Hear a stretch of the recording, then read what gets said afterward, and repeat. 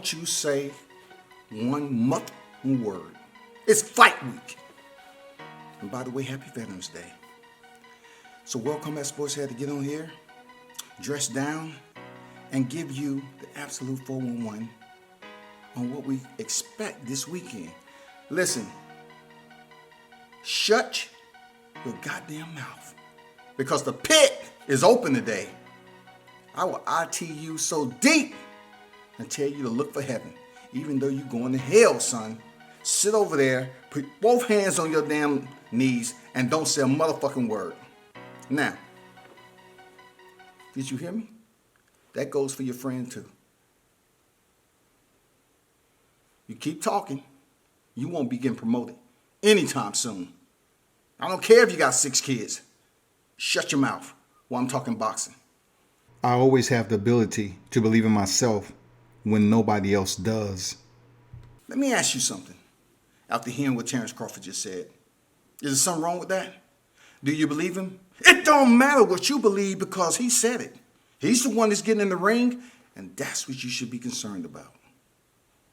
What about this? And it takes 2 companies to sit down and figure it out and decide what network we're going to fight on, where we're going to fight, what the purses are going to be. So once again, is there an issue?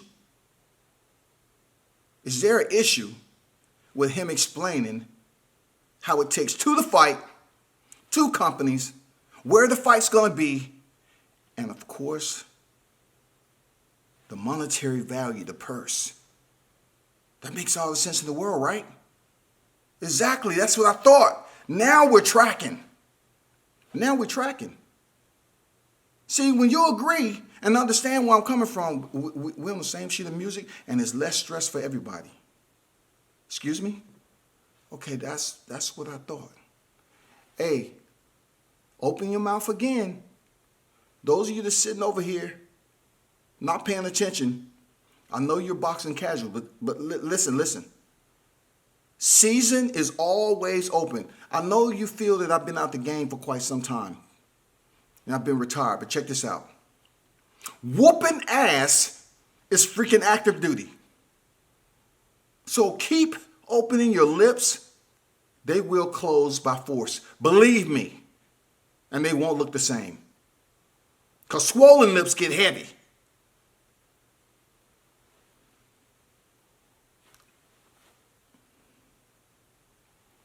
And as I was saying, people, I apologize. People on Veterans Day, they hyped up, I understand. It's Veterans Day, they're hyped up, but they still need to maintain some discipline. So Crawford goes on and says this. I had to fight those type of fights, which were high risk, low reward. And at the start, I never could get the fights I really wanted. So he's basically explaining to you that was high risk, low reward. Anything wrong with that? Because in boxing, there comes a point when a fighter does have to take a high risk, low reward type of fight. We understand that that's no capping. We totally understand the truth and what he's preferencing behind it. Do I believe him? Absolutely.